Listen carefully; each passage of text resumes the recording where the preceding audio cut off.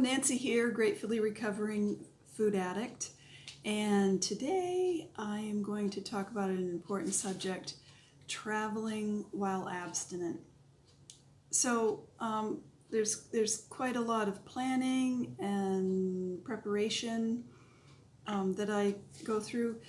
Usually, I went away this weekend, a couple of hours away, and it was an event where they supplied dinner and breakfast.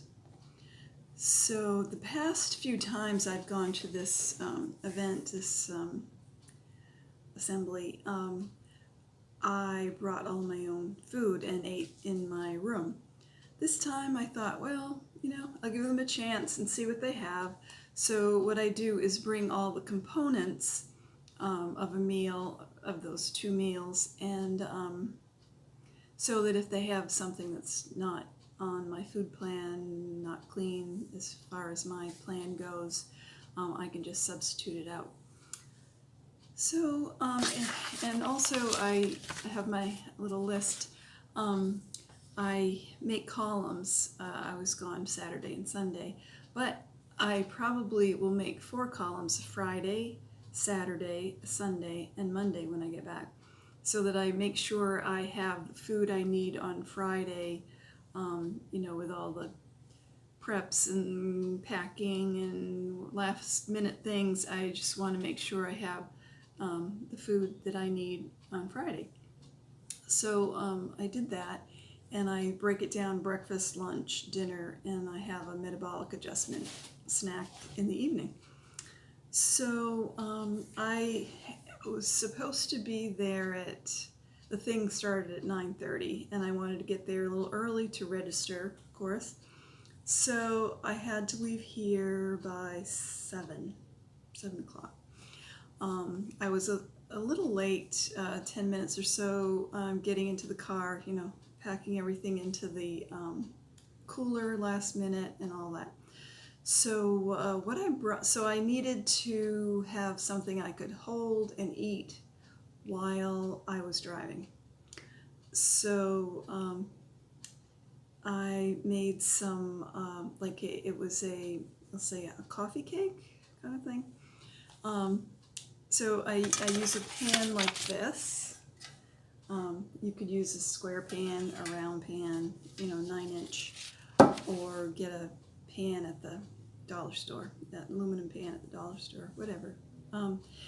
And the recipe that I kind of like is, it's not going to taste like a coffee cake, but the recipe that I like to use is, I used canned peaches or pears.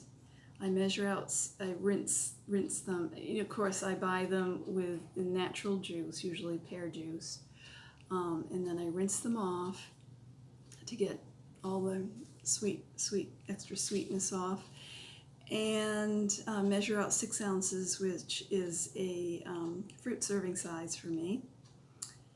And I take my hand blender and blend it up so it sort of looks like baby food consistency. And then I use, you can use oat bran, half a cup of oat bran. I can't use oats. It's one of my alcoholic foods. I abused oats in the past. So I use, these work very well. Quinoa flakes, expensive, but really nice to have on hand. Or Bob's Red Mill Creamy Buckwheat Hot Cereal. So I have the 6 ounces of pureed canned fruit, half a cup of some sort of cereal, 2 eggs, and some cinnamon, whatever kind of, sweetie spices you like that are clean. Read labels on everything. I like a lot of cinnamon. I use cinnamon, and let's see, Penzeys has a spice that's called cake spice, I think. Read the ingredients. It was all clean, so I use a little bit of that. And also a half a teaspoon of baking soda. Oh, and for the dairy component, I use a third of a cup of dry milk, or I don't use dairy, so I have powdered soy milk. And you can get one ingredient soy milk, soy powder. Now puts it out. I don't have the package with me, but Now is the brand, and I usually get it on Amazon. And that is a quarter of a cup for one serving, dairy serving, milk serving. So I mix that all together and put it in the loaf pan. I use non-stick cooking spray. Actually, what I do is use the non-stick aluminum foil. I know it's not the best thing, but it's really convenient. I don't have to wash the pan. So I put the foil in the pan, put the batter in, and then to make it kind of coffee cake-ish, I sprinkle cinnamon on the top. And then bake it for 30 minutes or so. Toothpick in the center comes out clean. And then after it's cool, I just lift the foil out of the pan and cut it into 8 servings, and the whole pan is my breakfast serving. Okay. So we get 2 eggs for the protein, the powdered milk as a dairy, the half a cup of the cereal, and the dry cereal, and the fruit, 6 ounces of fruit. So those are all the components that I have for breakfast. So while I was driving to my assembly, my meeting, I had my muffins. And I left at 7, but I usually eat breakfast at 8, so I waited. I had some of my warm lemon water, which is good, first thing in the morning to kind of clear out the pipes. And not clear out the pipes, but it's good. It's good for your body. And then I enjoyed the coffee cake. I brought my usual salad that I have for lunch. The 2 cups raw chopped vegetables, 1 cup of peas as the starch component. Whatever protein I happen to have, or tuna fish, 4 ounces of protein, a couple of chopped eggs, whatever, and a half a tablespoon of oil and cider vinegar sprinkled on, and whatever seasoning. I like to get seasoning blends that are clean, read the labels, and sprinkle that on. I don't make dressings on the side. I just put the seasoning on and the cider vinegar and the olive oil, and it's good for me. It's simple, and I like it. So we were on our own for lunch. So I had my lunch, and it was good. And then I tried to go outside, get some fresh air. My room was on the 4th floor, so I used the stairs, go up and down, because you're sitting all day, just like, I get loggy. So for dinner, I brought the components. I brought a homemade cracker that I make, and I will go into detail on that in a minute. A little packet of olive oil, a foil pack of tuna, and a can with a flip top of green beans, organic green beans, just green beans and salt. That's all that's in the can. And what did they had, the only thing that I was really, because they had stuff with cheese all over it and bread I don't use. They had raw salads, but I have raw vegetables at lunch, so I didn't want that. They had barbecue chicken, which is made with sugar and barbecue sauce, loaded with sugar or honey or something. They did have grilled vegetable, zucchini, carrot, asparagus, which I got, and it was delicious. So I had the grilled vegetables, my own starch cracker that I brought, my own olive oil, and the tuna. And you know, if you're hungry, it's tasty, and I was happy. I was satisfied with that. And then in the evening, when I travel, I usually bring hard-boiled eggs because they travel really well. Nowadays, your room usually has a mini fridge and a microwave. But, you know, just a few years ago, I would have to make a special, when I made a reservation, I'd have to make a special request to have a mini fridge, saying that it was for medical reasons. But sometimes you get caught without a mini fridge for reasons or other, and what I've done in the past is use the ice bucket, put ice in it, you know, cover it up as best I can, keep things cool, change the ice before I go to bed. When I wake up, put fresh ice in there. You know, it's not the best, but you make do with what you have. So for metabolic adjustment, my evening snack, I usually bring an apple. I weigh the apple so that it's closest to 6 ounces that I can get, because I'm not going to be eating the core, and a hard-boiled egg, and that's my metabolic adjustment. It makes apples travel really well, hard-boiled eggs travel really well, so that was good. And then Sunday morning they had the buffet, and I had brought some yogurt, plain fat-free yogurt with me, and unfortunately the mini fridge froze everything overnight. And I read the side of the package of the yogurt and it says do not freeze, so I didn't know what was going to happen, and I didn't want to put it in the microwave and try to thaw it out, so so I went down and checked to see what was what, and the only thing really that I could eat that was clean was with the eggs. I had some scrambled eggs, so I had like 2 eggs worth of scrambled eggs. And when I travel, I usually bring quinoa flakes, half a cup measured in a little baggie that I bring.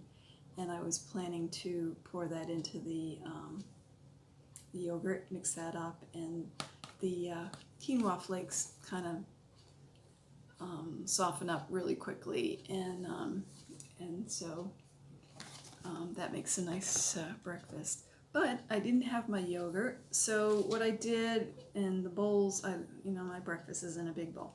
So they have little small bowls. I don't remember. Oh, for oatmeal, they did have oatmeal, but of course it had maple syrup and it had brown sugar and raisins in it. So, you know, I don't do oats, but once in a while, if I'm traveling, I will have some plain oatmeal with dairy, and usually have eggs. But anyway, so this Sunday, they did have some fresh fruit, but I brought a small can of pineapple, crushed pineapple, and I kind of wanted that with my quinoa and yogurt. So what I did, they had bowls for the, smaller bowls. So I got 2 of the smaller bowls, and they had cream for the coffee, a large container, and it really wasn't cream, it was milk. So,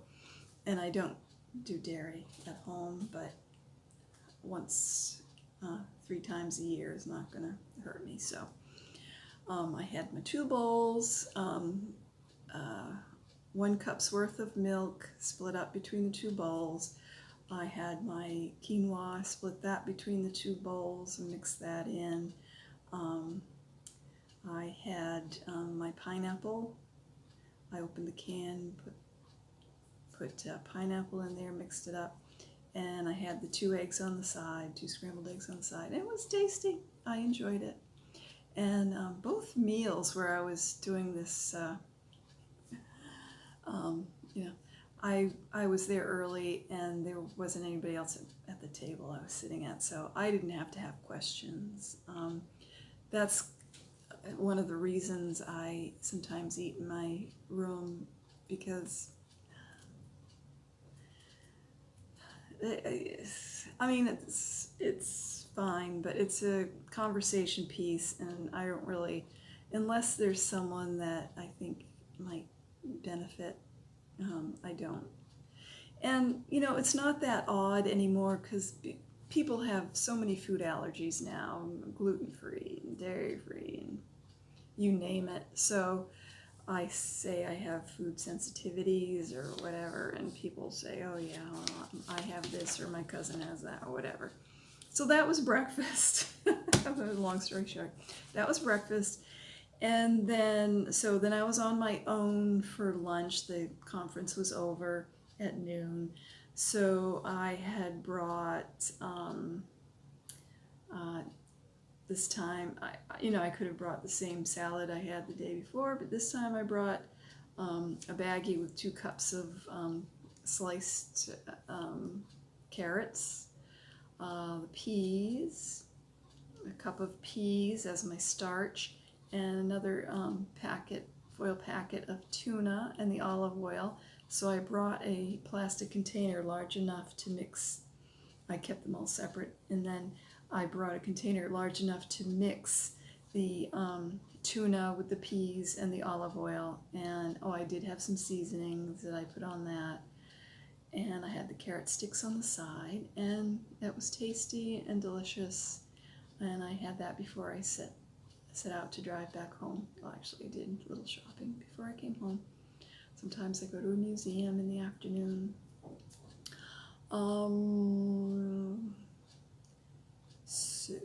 That made me think, and then okay, so then I knew I would probably be doing something in the afternoon, and I eat every 4 hours, and so I didn't want to be caught on the road, maybe in traffic, without dinner. It just, makes me happy lady when I have my food with me, and I don't have to worry about going off the highway trying to find something that I could eat. And so I brought another muffins that have all the components of our supper meal. So this time, what I brought, well, I like pumpkin a lot, so I made sort of like pumpkin muffins, dinner muffins, savory muffin, not sweet, no fruit. That was 1 cup of pumpkin, half a cup of the cereal, oat bran, quinoa flakes, or buckwheat cereal, and 2 eggs again as the protein. And I didn't put oil in the muffins because I already had the oil, my day's allotment, on my lunch. So, and I put pumpkin pie spice and cinnamon, and it's tasty. And so I made it in muffin tins. Actually, I have silicone muffin cups, and as long as you let them cool thoroughly, they come out of the cups pretty well. I've noticed if I make these muffins, dinner muffins, in paper cups, a lot of it sticks to the paper, and I want to have the whole thing. I want to have everything. So the 6 muffins make a meal. And so I had 1 vegetable in there. The pumpkin is a vegetable. So I had 1 cup of carrot sticks again. Celery sticks, whatever you like. Zucchini sticks, whatever floats your boat. I love carrots. So that's what I had on the weekend. And I also brought my Metabolic Snack in case I was running really long. Sometimes you do get stuck in traffic. One time I was coming back and 95 was shut down, had to go all around side roads, and so I brought an apple and an egg. And I also had the 2 eggs for breakfast that 2 hard-boiled eggs that I brought for breakfast that I didn't use because I had their eggs, and those froze also. But they thawed out, and I ate them on Monday, and they were fine. So I guess you can freeze eggs, and they're okay. So this gluten-free cracker recipe, I also just went to a third world country. I went to Egypt for 10 days, but with traveling it was 12 days. So that was a real test for me. I was really nervous about going to a third world country and being able to get the foods that I needed to, but it worked out really well. I prayed hard before I went, and you know, it was a test of relying and trusting in my higher power, and boy, my higher power came through. Okay, so the muffins, I told you they were half a cup of the uncooked cereal grain, 2 eggs, spices, a cup of pumpkin, and I baked that in the muffin cups, 350 for 20-25 minutes usually, but you want to make sure they're firm. So that's that. Okay, the gluten-free cracker recipe, cracker in quotes. You can use 1/3 cup of oat bran, the buckwheat cereal, the quinoa cereal. They all work great. They come out with little different consistencies, but they all work well. And 1/3 cup of water, so it's 1 part grain cereal, 1 part water, and whatever seasonings you like. Mrs. Dash works good. It's nice to have it savory. Read the ingredients before you use any spices, and a little salt if you like it. And what I do, I made a sample one for you today. What I do is take a piece of parchment or wax paper, spray it with nonstick spray, clean nonstick spray, no alcohol. Mix up this one happens to be the buckwheat. Mix up the buckwheat, the water, the seasonings, and put it on a dinner plate. Mix it round, spread it out. Put it in the microwave for 5 to 8 minutes, depending on your microwave. Mine at 6 is perfect. And until it's like crispy around the edges. And when it first comes out, it's really soft, sort of like a flour tortilla. And I have, used it as a sandwich before. Put the protein in. It's kind of messy, but and it's nice for a little change once in a while. And I just fold it in half and put it in a Ziploc baggie, and put it in my pocketbook. And when I go out to lunch with friends, I usually get a large salad, plain, no cheese, no croutons, no fruit, no dressing. I get a plain salad, olive oil on the side, and I prefer fish. So I get a plain fish. I tell them I have allergies and not to put any sauces or any plain grilled fish. And then I take this out of my pocket. It fits really well in the pocketbook. I take this out of my pocketbook. No one cares, notices. And that's my starch. I have the vegetables, the oil, the protein, and starch. And I would like to make a little plug for Kay Shepherd's Absolutely Abstinent. And that's $40 on her website, kayshepard.org.com. I always get that wrong. kshepherd.com, and she has a couple of other books. But this cookbook has lots of good recipes and ideas, and is very helpful for traveling, because she has complete meals for lunch and dinner, one loaf type meals, and also for breakfast, one loaf or muffins for breakfast. So it's really good. So my trip to Egypt. So I packed everything on the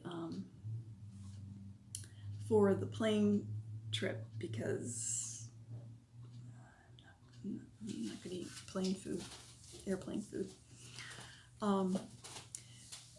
So I also have a letter from my doctor saying that I follow a specific food plan for my health and need to carry food on the plane. And it says contact her. No one ever does. So I have that, and because I brought foil packets of tuna fish. I did bring some cans of green beans. Yeah, a couple cans of green beans. A few cans of crushed pineapple.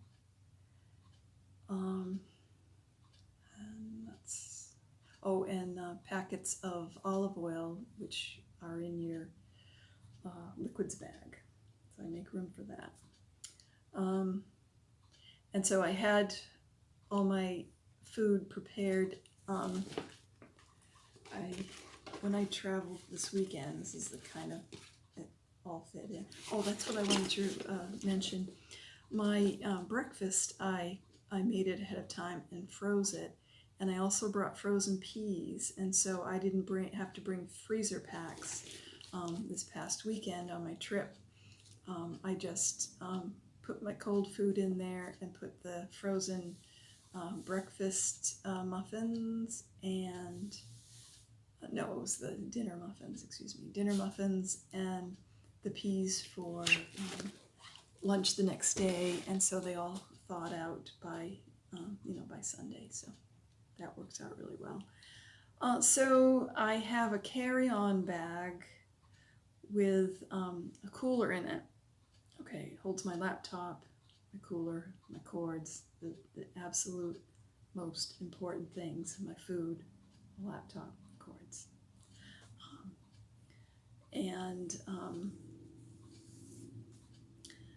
So I had the foods ready, and I looked at the schedule, and I knew I would need, it's a 12-hour flight. I knew I would need like 4 or 5 meals, including snack, and because when we got there, they gave us a snack, but I'm glad I had my lunch with me because it was cookies, and don't do cookies. And the other people would prefer to have a little something more than that too. But our first meal in Egypt was supper, the evening meal. So I was all set and ready for that, and we stayed at very nice places. I traveled with the Edgar Casey ARE, and it was all first class the whole way. And most of the restaurants were buffets, which is perfect for me. And some of my companions were complaining that, they have plain rice every single meal. Well, for me, that was perfect because, other things, cheese, oil, whatever. So it was perfect for me. And they had plenty of breads and things for those people who didn't have to have rice every meal. And I didn't mind having rice every meal. I was just so grateful that I had clean food that I could eat. And then they also had grilled chicken and shish kebabs, and it was just delicious. Fresh, local. When you leave the United States, the food seems to get fresh, local, very tasty, much more plain. they don't have to doctor it up with cheese to make it taste better, because it tastes delicious as it is. And then they had lots of nice raw salads, beautiful salads, but we were warned not to eat anything raw. Everything needed to be cooked so we didn't get intestinal sickness. And so they had cooked vegetables each time. There were 3 times where there weren't enough vegetables, and 2 times we were in a restaurant away from our hotel or our river cruise on the Nile. It was a great trip. It was fun. So I just asked the waiter, I showed my, because they don't speak English most of them, I showed my bread plate, and I said, could I have some more, pointed to the vegetables, more vegetables, and they took the plate, went to the kitchen, brought more vegetables out. It was perfect. But they did warn us that the waiters don't speak English as a rule, and they might say yes, yes, and they leave, and then you never see them again. So that did happen one time where I didn't have vegetables, but my higher power came through, and I was sitting next to an older lady who got the vegetarian meal, and she had a big pot of, it looked like ratatouille, eggplant and tomato and zucchini, and she didn't, it was too much for her to eat, so she gave me the whole thing, and that was like my 2-cup serving of cooked vegetables, and it was delicious. And so my higher power came through every single meal. Every single meal I had, it was exactly what I needed. So they usually had hard-boiled eggs at breakfast. So I squirreled some of those away for my metabolic adjustment, for my snack. And come to find out, they did have fruit, and they told us not to eat any of the fruit except unless it was like a banana that we could peel or an orange that we could peel. And I noticed they only had the fruit at breakfast, so I would squirrel some of that away too. And even in Egypt, a third world country, our hotel room, our stateroom had a mini fridge. It's beautiful, beautiful. So I squirreled away food to have for my metabolic adjustment. And usually I would eat that like 4 or 5 o'clock, because dinner was usually 7, 8, 9 o'clock, fashionably late. So I tried to eat every 4 or 5 hours or so.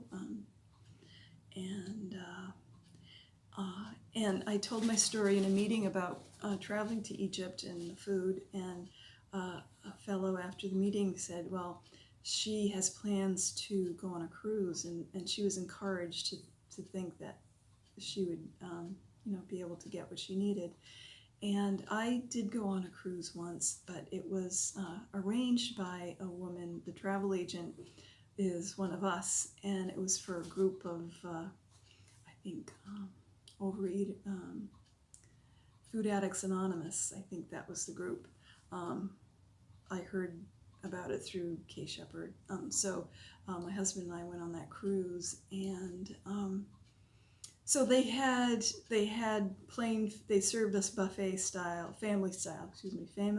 style at our tables, and they made sure that we had baked sweet potatoes and hard winter squash for our starch accompaniments, and oatmeal for breakfast, plain oatmeal, and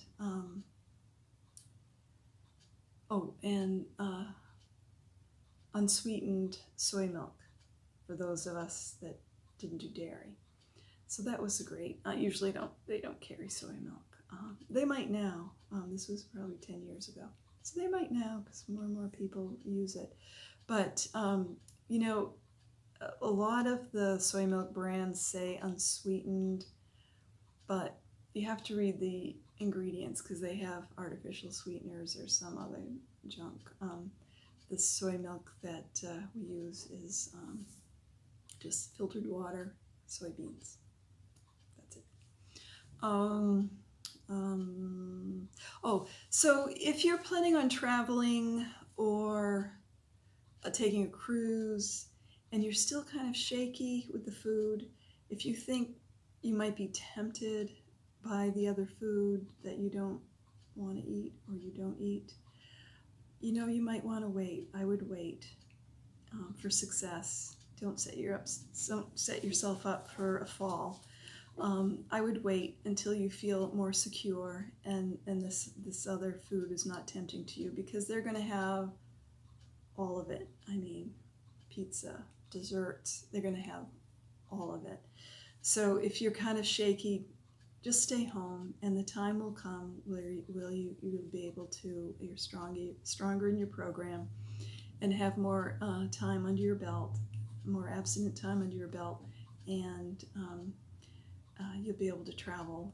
It's been 8 years for me, and this is the first time third world. And as I said, I was really nervous about it, and I really had to pray and trust in my higher power, and boy, it really worked. So happy travels, and I hope this was helpful. I will put the recipes that I mentioned down below in the comments, and God bless, and don't quit before your miracle happens, okay?